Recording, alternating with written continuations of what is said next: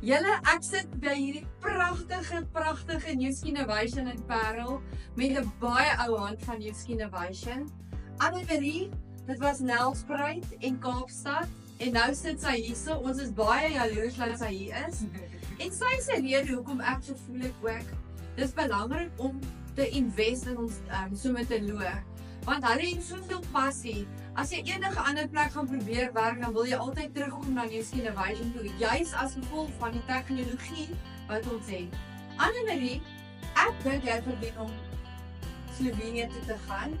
Sal jy vir my 'n bietjie vertel hoekom sal jy verskriklik graag wil gaan?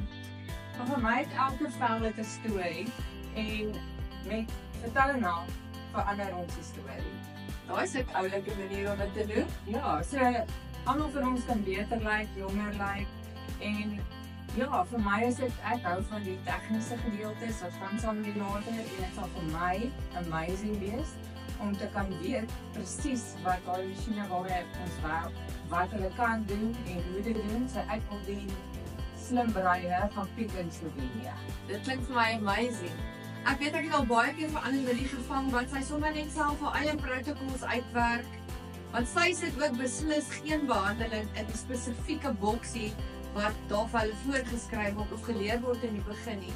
Maar dit is my regtig vir my een van die mees ongelooflikste goed met die vertelmou masjiene. Elke kliënt se gesig is amper soos 'n canvas en elke keer as jy jou arm vat, is dit soos 'n kwas en jy kan kyk wat kan jy op daai persoon se vel doen.